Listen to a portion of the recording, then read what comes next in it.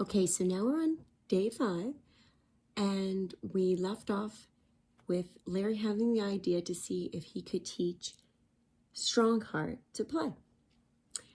Teaching a dog a new trick. Larry led Strongheart into the backyard after breakfast the next morning. Pulling out a red rubber ball, he squeezed it invitingly. Squeak went the ball. Looks fun, huh? Said Larry. Strongheart cocked his head. Larry put the ball on the ground right in front of the dog.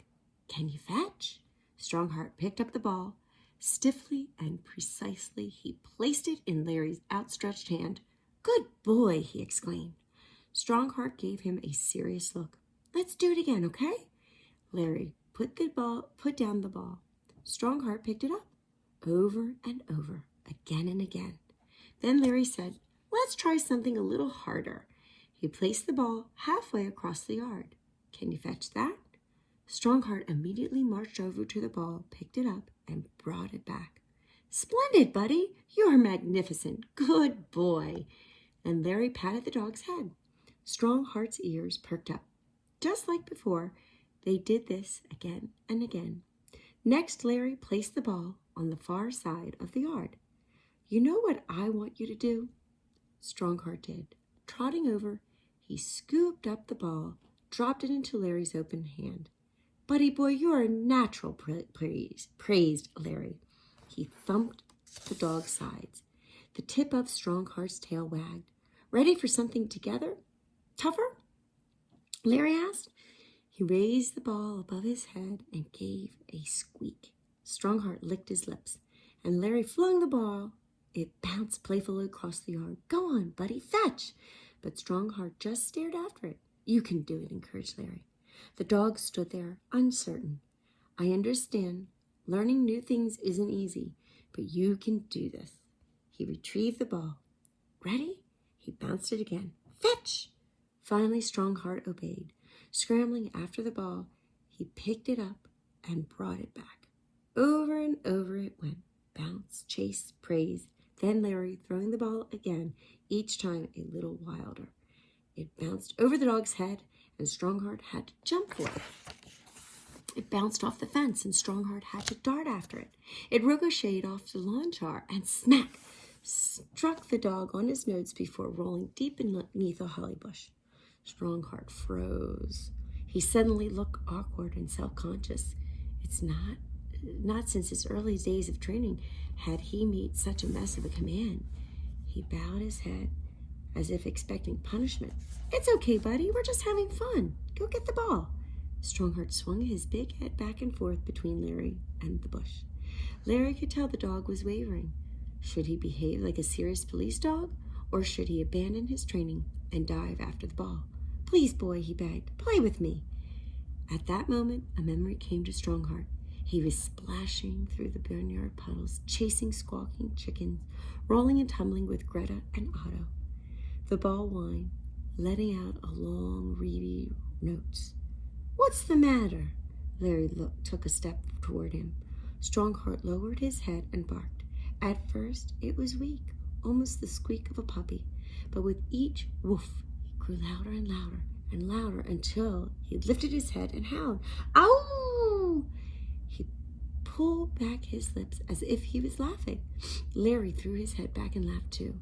Then Strongheart bounded over to the bush, dove beneath it, and grabbed the ball. But he didn't return it to Larry's outstretched hand. Instead, he raced around the yard with it, his head and tail held high. Larry ran after him. Give me that ball, you naughty animal, he teased. Strongheart played tag. Larry lunged for the ball. Strongheart played keep away. Then Larry tried to grab the ball out of the dog's mouth. Strongheart played tug of war.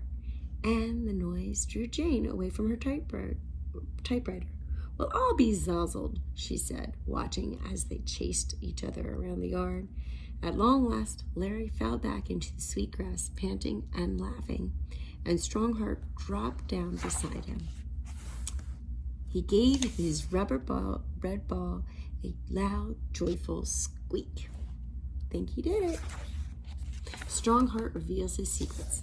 Within each passing day, Strongheart grew more trusting. As he did, his talents and graces dropped for so long inside him began to reveal themselves. Gentleness, generosity, and sense of humor. You're going to like this one. See the donut on the table? And all you see are the little ears. I love the illustrator, what Eric Roman did here.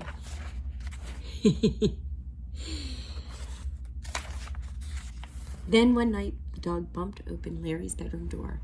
Larry turned his eyes wide. Since arriving in Hollywood, Strongheart had insisted on sleeping alone on the living room's hard floor. He refused blankets. He turned his nose up at pillows. But now here he stood staring at the pajama-clad director. Larry patted the bed. "Do you want to sleep with me?" Strongheart jumped up. "I guess that's a yes," said Larry. He rolled to the far side, making room for the dog. Strongheart snuffled the blankets. Then he began spinning a small circle, as if tamping down a patch of invisible grass. Around and around, around and around, around and... "All right, already," grumbled Larry. Strongheart flopped down and let out a sigh, and Larry rolled over and switched off the light. The two lay side by side in the dark. Slowly, Larry reached out and laid his hand on the dog's neck. Beneath his fingers, the fur was thick, surprisingly and invisibly soft. "Good boy," he whispered. Strongheart inched closer. He dabbed Larry's arm with his tongue. "First kiss," murmured Larry, before drifting off to sleep. Hours later, Larry woke to find Strongheart's back smashed against his face. "Hey, come on, turn the other way," complained Larry. He gave the dog a shove. Sleepily, reluctantly, Strongheart obeyed. But minutes later, "Knock it off, Strongheart," cried Larry. "Either lay your head in the right direction or get off the bed." With an exasperated sigh, the dog once again righted himself. But not for long. "That's it," Larry shouted. "Off the bed." Strongheart jumped to the floor and watched Larry with unblinking eyes. Perhaps it was the late hour or the way the shadows fell across the dog's face, but Strongheart looked as if he knew everything that was being said to him. Really knew. Not in the owner-dog command sort of way, but in a deeper level. Larry ventured, "Do you understand me?"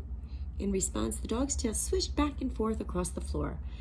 "You get what's going on in my mind," clarified Larry. "You grasp my point of view. You comprehend my thoughts." This time, Strongheart thumped his tail hard.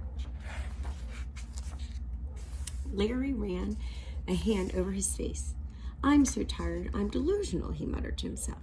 But the dog, he said, "Listen, if you and I are going to keep sleeping together, you're going to have to establish some rules.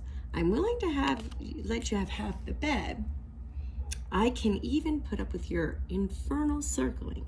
But this sleep with your rear end in my face is out." At this, Strongheart grabbed Larry's pajama sleeve in his teeth and tugged him toward the bedroom window. Then, releasing the sleeve, he grabbed one of the curtains in his mouth. He held onto it for a moment before letting it drop back. Woof! He looked from the window in the bedroom. Larry understood as clearly as Strongheart were speaking English.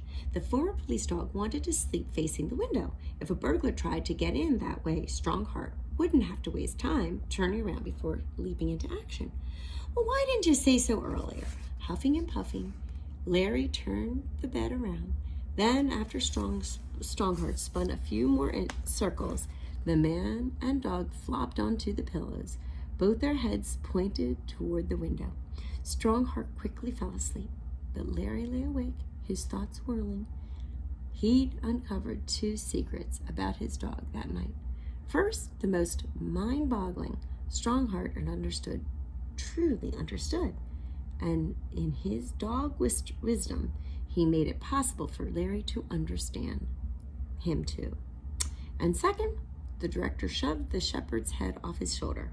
Strongheart was a drooler.